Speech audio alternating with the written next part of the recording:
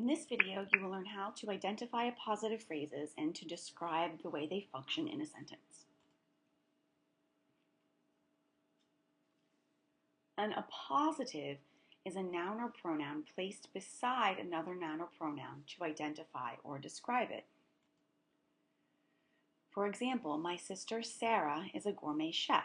In this sentence, Sarah is an appositive. I could take it out, my sister is a gourmet chef, and I'd have a complete sentence. Sarah is a noun that identifies or further specifies the sister. We students are nervous about the SATs next weekend. Students is the appositive because it further identifies or specifies the we. Again, I could take it out. We are nervous about the SATs next weekend. But including students helps to narrow the focus of the sentence a little bit and clarify the noun that the appositive describes. Christine, a brand new driver, doesn't take the car out in the snow. Here, driver is an appositive. A brand new driver is an appositive phrase. That entire phrase describes or identifies Christine.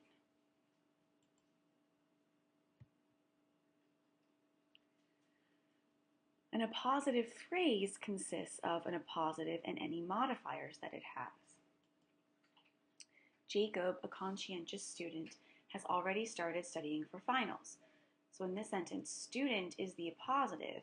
A conscientious modifies student. So that whole thing is the appositive phrase which identifies or tells us more about Jacob.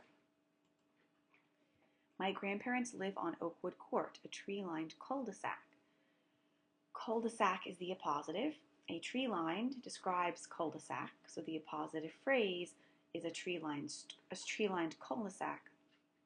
That entire phrase modifies or really identifies Oakwood Court.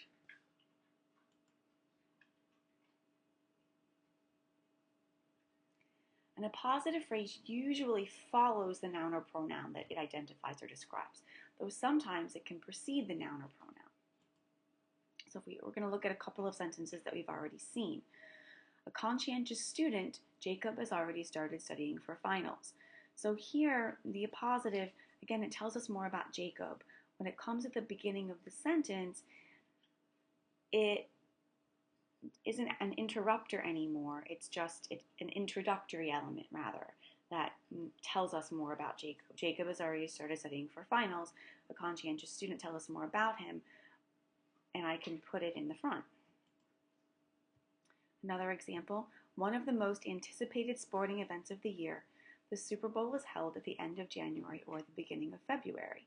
So that entire phrase, one of the most anticipated sporting events of the year, is an appositive that identifies the Super Bowl. The single appositive of that entire phrase is one because it's the main pronoun of the appositive phrase.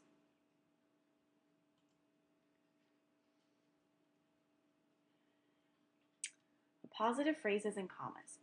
Appositive phrases can be both restrictive, also called essential, or non-restrictive, also referred to as non-essential. A non-restrictive phrase adds information to the sentence that is unnecessary to the basic meaning. You would set off non-restrictive appositive phrases from the rest of the sentence with commas. So again, some examples we've already seen. Jacob, a conscientious student, has already started studying for finals. A conscientious student isn't necessary to tell us which Jacob we're talking about. It's information that adds interest. It helps us know more about Jacob, but we don't need it to know who he is. Same thing's happening in the next sentence. My grandparents live on Oakwood Court, a tree-lined cul-de-sac. It's not that there are 4 or 5 Oakwood Courts in the town and we have to know only one of them is tree-lined. It's just information that adds interest to the sentence. So we use a comma to separate it from the rest of the sentence.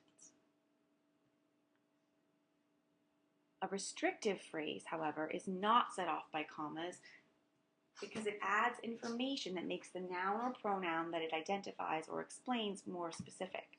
Omitting it would leave out key information. The novel of Mice and Men by John Steinbeck is required reading for all 9th graders. If I took out of Mice and Men, which really is an appositive phrase, as the title of a novel, it's functioning as a proper noun. If I took that away, I'd be left with the novel by John Steinbeck is a required reading for all ninth graders. John Steinbeck wrote many novels, so we need that phrase in the sentence to know which novel we're talking about. It's essential. My friend Elaine helped me edit my college essay. The same thing's happening here. Elaine is an appositive that tells us which friend. My friend helped me edit my college essay. Presumably, the person speaking has more than one friend. And so for us to know who exactly he's talking about, we have to include her name, which is why we do not put commas around it. The commas are a signal that we can take the information away, and it's not going to change the meaning or function of the sentence. Okay, here are some practice sentences. Identify the appositive phrases in the following sentences. Draw an arrow to the noun or pronoun that the phrase identifies. Add commas where necessary. This would be the place to pause the video, complete the practice, and resume the video when you're ready to check your answers. Number 1, we members of the freshman class will be electing representatives next week. The appositive here, or positive phrase rather, is members of the freshman class. Members is the appositive of the freshman class. It's a prep phrase that modifies members. So as a modifier of members, it's part of the whole appositive phrase.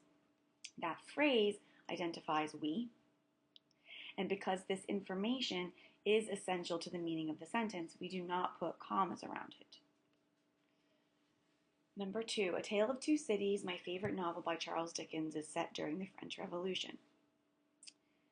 Very often you can hear where something would need commas because it is functioning as a non-essential appositive. A Tale of Two Cities is the subject of the sentence. My favorite novel by Charles Dickens is an appositive phrase that identifies or tells us more about A Tale of Two Cities, novel being the single word appositive.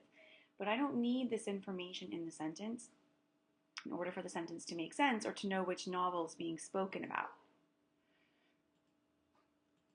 So I set it off from the rest of the sentence with commas. If I took it away, there's only one Tale of Two Cities set during the French Revolution. So we do need commas because it's non-essential to the sentence. Number 3, a teacher for over 40 years, Mrs. Jones, has decided to retire. A teacher for over 40 years is an appositive. This is the example of the appositive coming before the noun. Now, how do you know that it's a teacher for over 40 years is the appositive identifying Mrs. Jones and not the other way around? To some extent, it's at your discretion, especially when you're doing the writing. We would certainly need a comma at the beginning because this sets the appositive off from the rest of the sentence. We don't need to know that she's a teacher for over 40 years. If we wanted, as writers, for the subject of the sentence to be teacher and Mrs. Jones to be the appositive, you could do that if you put a comma after Jones, but really the best way to think about it is that Mrs. Jones is the most specific part of this sentence. A teacher for over 40 years tells us more about her. So if we had a sentence that said a teacher for over 40 years has decided to retire, that's going to be a really vague sentence, which is why most likely our sentence would have Mrs. Jones be the subject.